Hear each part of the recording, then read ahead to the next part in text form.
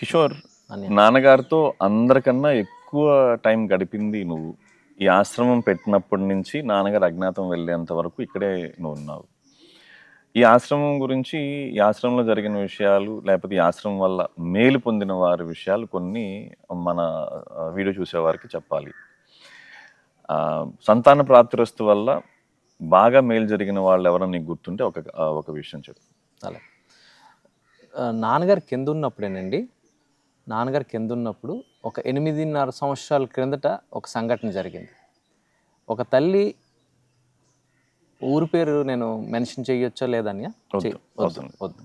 అయితే ఒక తల్లి, భార్యాభర్తలు ఇద్దరు డాక్టర్సే. వాళ్ళకి పుట్టిన సంతానం కూడా ఆ అమ్మాయి పీజీ చేస్తుంది. ఆ తల్లి ఆ పీజీ కూడా ఎంబీబీఎస్ అయిన తర్వాత పీజీ చేస్తుంది. నార్మల్ పీజీ కాదండి, ఎంబీబీఎస్ అయిన తర్వాత పీజీ చేస్తుంది. ఆ చిన్న తల్లి రోడ్డు మీద నుంచి బైక్ డ్రైవ్ చేసుకుంటూ వెళ్తే ఆ ఊర్లో యాక్సిడెంట్ అయ్యి చనిపోవడం జరిగింది. అక్కడ ఉన్న మా ఆధ్యాత్మిక బిడ్డ ఒక తల్లి, వీళ్ళు ఇబ్బంది పడుతున్నారని చాలా డిప్రెషన్లోకి వెళ్ళారని ఆ భార్యాభర్తలు, ఒకే ఒక సంతానం ఆ తల్లికి తండ్రికి. అంటే భార్యాభర్త డాక్టర్లు, కూతురు కూడా డాక్టర్. అవునండి, కూతురు కూడా డాక్టర్. ఆ డాక్టర్ పీజీ చేస్తున్నప్పుడు యాక్సిడెంట్ వల్ల ఆ పాప చనిపోవడం జరిగింది. ఆ చనిపోవడంతో వీళ్ళు డిప్రెషన్లోకి వెళ్ళారు. ధ్యానం నాన్నగారు ఆధ్యాత్మిక బిడ్డ ఒక తల్లి ఆ పక్కనే వాళ్ళ నైబర్గా కావడం వల్ల ఆ తల్లి ఇలాగ మా నాన్నగారు ఉన్నారు అంటే, ఇక్కడ ఉన్న మహర్షికి ప్రతి ఒక్కరు కూడా నాన్నగారు అంటారండి. అవి ఆధ్యాత్మిక బిడ్డలు అంటే తండ్రి ఇక్కడ గురువుగా చూడరు ఆయన ప్రతి ఒక్కరికి కూడా ఆయన కడుపులో పుట్టిన బిడ్డలు ఎంత తప్పిస్తారో దానికి 1000 రెట్లు ఈ ఆధ్యాత్మిక బిడ్డలకి ఇంకా తప్పిస్తారు ఈ మహర్షి. అందుకే అక్కడున్న ధ్యానం నాన్నగారు ఆధ్యాత్మిక బిడ్డ ఒక తల్లి, ఇలా మా నాన్నగారు ఉన్నారు పలానా విజయనగరం జిల్లా ఎస్కోట్ మండలం రాజీపేట గ్రామంలోనే శంబల్నగిరి క్షేత్రం ఉంది, ఇక్కడ ఉన్నారు, అక్కడికి వెళ్దామని అంటే వాళ్ళు డిప్రెషన్లో ఉండడం వల్ల ఈ క్షేత్రంకి వచ్చారు. వాళ్ళు వచ్చి అప్పుడు నాన్నగారు కింద ఉండడం వల్ల ఆధ్యాత్మిక బిడ్డ ఎవరైనా రిఫర్ చేస్తే వాళ్ళతో తోడు వస్తే వాళ్ళ నైబర్స్ని అలాగా ఇక్కడ అకామిడేషన్ ఇవ్వడం జరిగింది. ఆ రోజు ఆ 8.5 సంవత్సరాల కిందట వచ్చిన తర్వాత ఆ తల్లి నాన్నగారు ఒళ్ళో శాద తీరేవారండి. మహర్షులు నాన్నగారు ఒళ్ళో శాద తీరడం, మీకు ఆ ఒళ్ళో శాద తీరినప్పుడు ఆ తల్లి ఒకే ఒక కోరుకుందట. సెకండ్ డేకి ఆ తల్లికి మళ్ళీ సంతానం కావాలని కోరుకుంది. అంటే వాళ్ళ డాక్టర్స్ వాళ్ళు తెలుసు అంటే ఏ ప్రికాషన్స్ తీసుకున్నామో మేము అంటే సంతానం ఉండకూడదని ఏ ప్రికాషన్స్ తీసుకున్నాం, తర్వాత వాళ్ళు కన్సీవ్ అవ్వడానికి ఉంటుంది మాకు ఛాన్సెస్ అనేది వాళ్ళకి తెలుసు. అందుకే వాళ్ళ వయసు ఎంత ఉంటుంది నాకు తెలుసు అన్య, ఆ భార్య వయసు 50 years ఉంటుంది, భర్త వయసు 52 years ఉంటుంది. ఇక్కడ మహర్షికి వచ్చిన తర్వాత ప్రతి ఒక్కరు కూడా నాన్నగారు అని పిలవాలండి. అండ్ నాన్నగారు అంటే వాళ్ళు అంత ఈజీగా ఆయన కనెక్ట్ అయిపోతారు. కనెక్ట్ అవ్వడం వల్ల ఆ మహర్షి రాత్రి ధ్యానంలోకి వెళ్ళిన తర్వాత మరుసటి రోజు తల్లి మీరు అడిగింది మీకు అవుతుంది అని అన్నారు. అవుతుంది అనేసి ఒక ఔషధం ఇచ్చారు. ఔషధం ఇవ్వడం జరిగింది. ఆ ఔషధం తాగిన తర్వాత వాళ్ళు ఆ మరుసటి రోజు వెళ్ళిపోయారండి ఇక్కడి నుంచి. అంటే మహా అయితే నాకు తెలిసి 2-3 days వాళ్ళు ఇక్కడ స్పెండ్ చేశారు ఈ క్షేత్రంలోని. వెళ్ళిన తర్వాత వితిన్ షార్ట్ పీరియడ్ అండి 4 monthsలో ఆవిడ కన్సీవ్ అయిందటండి. కన్సీవ్ అయ్యి 2 కవల పిల్లల్ని వాళ్ళు జన్మిచ్చారు. నాకు తెలిసి ఇప్పటికీ ఆ పిల్లల వయసు 7 సంవత్సరాలు ఉంటుందండి. 7 సంవత్సరాలు ఉంటుంది.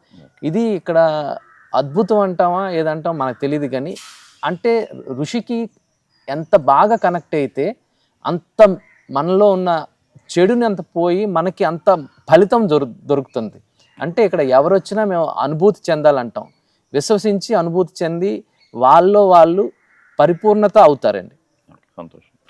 ఇంకొకటి కిషోర్, ఇందాక అమ్మగారు చెప్పారు కదా మనకు ఈ చంటి బిడ్డలను తీసుకొస్తారు అని చెప్పేసి. ఈ చంటి బిడ్డలని చాలా దూరం నుంచి చాలా శ్రమపడి తీసుకొచ్చిన వాళ్ళు ఉన్నారు.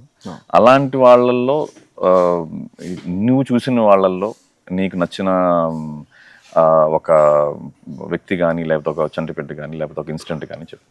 ఇప్పటి వరకు నాన్నగారు వేసింది అది యాక్చువల్గా 10,000 పైనే కౌంట్ ఉంటుందండి. వాళ్ళు వారసత్వంగా జబ్బులు రావు.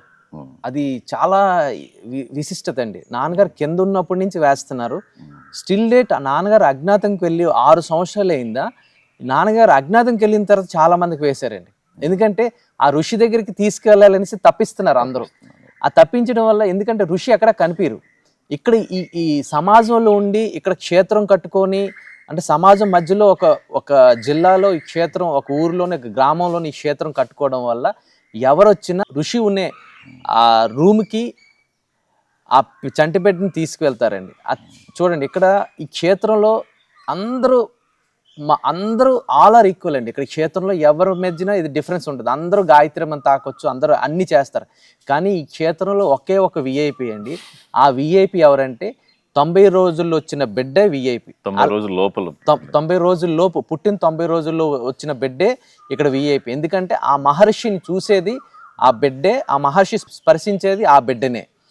అదేవిధంగా మాకు ఆశ్చర్యం అండి, ఈ మధ్య కాలంలోని కొన్ని మంత్స్ కిందట ఒక తల్లి కెనడాలోని ఆ తల్లి తొలక తల్లి ఇండియా నుంచి కెనడా వెళ్ళి ఇలాగ ఒక మహర్షి ఉన్నారట,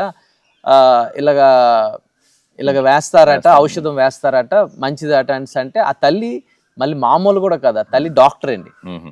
ఇండియా నుంచి వెళ్ళి అక్కడ ప్రాక్టీస్ చేస్తున్న డాక్టర్ అక్కడ కెనడా నుంచి 80 days లోపండి ఇండియా వచ్చి ఆవిడే కాదు, ఆవిడ భర్త కూడా సహకరించడం అంత గ్రేట్. ఎందుకంటే ఒక రోజులో టికెట్ తీసుకోవాలని అంటే ₹1,00,000 పైన అవుతుంది, ఇద్దరికి 2 లక్షలు అవుతుంది. ఇక్కడ ఏంటంటే ఇక్కడ ఉచితమే. ఇక్కడ ఈ క్షేత్రంలో ఎవరు వచ్చినా ఏ కార్యక్రమం ఉచితమే. ఇక్కడ ఎటువంటి రుసుములు తీసుకునేది ఉండదు, బయటే ఉంటుంది. ఉట్టి చేతులతో రండి, దైవశక్తిని స్వీకరించి వెళ్ళండి అనేసి. అయితే ఆ తల్లి వచ్చింది, మేము చాలా ఆనందించామండి. ఎందుకంటే అంత దూరం నుంచి వచ్చారు, మాకు అసలు ఆనందానికి అవధులు లేవు. అలాగా తల్లి వచ్చి ఇక్కడికి వచ్చి నాన్నగారి దగ్గర ఆ తీర్థం, ఆ బిడ్డను పైకి పంపించి అమ్మగారు బిడ్డను తీసుకువెళ్ళి ఆ తీర్థం వేయించి ఆ తల్లి చాలా ఆనందం పొందారు. అది మేము చాలా సాటిస్ఫై అండి. అదే అండి, ఇక్కడ సేవ చేసే వాళ్ళందరూ కూడా మీరు ఒక అడుగు వేస్తే వీళ్ళు 2 అడుగులు వేస్తారండి. మీకు ఈ ధ్యానం నాన్నగారి సేవ అందాలి అని చెప్పి ఇప్పుడు ఈ కిషోర్ చెప్తున్నారు, కెనడా నుంచి వాళ్ళు వచ్చారు. వాళ్ళు రావడం అనేది వీరికి ఆనందం. అంటే ఇంత విశ్వాసంతో ఇంత దూరం నుంచి వచ్చారా అని చెప్పి డాక్టర్సే వస్తున్నారు ఇక్కడికి. ఇక్కడ చూడండి, ఇది మొత్తం కూడా ఆధ్యాత్మికం అనేది కూడా చాలా సైంటిఫిక్ పద్ధతిలో జరుగుతుంది ఇక్కడ. అందుకని దాన్ని విశ్వసించి వచ్చేవాళ్ళు దే ఆర్ ఆల్వేస్ వెల్కమ్. ఇంకోటి కిషోర్, మనల్ని చాలాసార్లు అడుగుతూ ఉంటారనమాట, ఇక్కడ మీకేమైనా మిరకల్స్ జరుగుతాయా అని చెప్పి. మనమేమో అసలు మిరకల్స్ అనేటివి ఏమి ఉండవు, ఇక్కడ మాయలు అద్భుతాలు ఉండవు అంటాం. కానీ ఇక్కడికి వచ్చి వాళ్ళలో జీవితాల్లో మార్పు పొందిన వ్యక్తులు చాలా పెద్ద మార్పు ఏమైనా జరుగుంటే అలాంటి విషయాలు చెప్పు. అంటే ఇప్పుడు నాన్నగారితో నేను చాలా లాంగ్ జర్నీ అండి. ఈ క్షేత్రం 2014 మార్చి 9న ఈ క్షేత్రం స్థాపించారు. అప్పటి నుంచి ప్రతిరోజు నాన్నగారితో నేను ఉంటాను. నేను ఉండకపోను. అలాగే చాలా జరిగాయండి. చాలా జరిగినది కూడాను. ఒకటి ఉదాహరణ అండి, ఆధ్యాత్మికంలోనే ఒక ఉదాహరణ, చిన్న ఉదాహరణ. ఒక బిడ్డ తల్లి ఎవరో చెప్పడం వల్ల ఎక్కడో యూట్యూబ్లో చూసారట. ఆ బిడ్డ రీసెంట్లీ జరిగిన ఇన్సిడెంట్స్ చెప్తున్నాను, చాలా జరిగాయి. అవి మిరాకిల్స్ ఎందుకంటే మేము ఇక్కడ మిరాకిల్ అని అనమండి. ఎందుకంటే అది ఇక్కడ కొన్ని పదాలు వాడకూడదు. మాకు ధ్యానం నాన్నగారు అంటే చాలా భయం, భక్తి, ఆ రెండు మాకు ఉండాలనేసి ధ్యానం నాన్నగారు అంటారు. అయితే ఇక్కడికి వచ్చిన ఆ బెడ్ ఏంటంటే 22 years ఉంటాయండి ఆ బెడ్కి.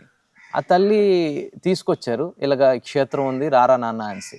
చాలాసార్లు తల్లి టచ్ చేయమన్నారు. గాయత్రి ఇక్కడ 9 అడుగుల పంచలోహాల గాయత్రి ఉన్నారండి, ఆవిడని టచ్ చేయండి అనేసి ఆ బిడ్డకి ఆవిడ చెప్పారు. ఆ బిడ్డ వద్దు అని అనుకున్నాడు చాలాసార్లు. అలాగా ఒక 5-6 times ఆ బిడ్డ వచ్చారండి. అయితే ఆ బిడ్డ 6th time 7th time నాకు తెలియదండి, అంటే పర్ఫెక్ట్గా నేను చెప్పలేను.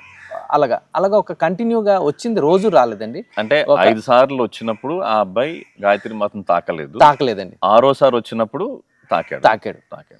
అయితే తాకాడు. అందుకే వాళ్ళ అమ్మ ఆ అబ్బాయిని ఎందుకు తీసుకొచ్చింది అన్ని సార్లు? అబ్బాయి గంజాయి తాగుతాడండి, అలవాటు మానిపించాలని తీసుకొచ్చారు. అంటే క్షేత్రాలకు వెళ్తే ఋషులు ఎక్కడ ఉంటారు, ఆ క్షేత్రాల్లో ఏంటంటే ఆ ఎనర్జీస్ పాస్ అయ్యి వాళ్ళు పరివర్తన వస్తుంది.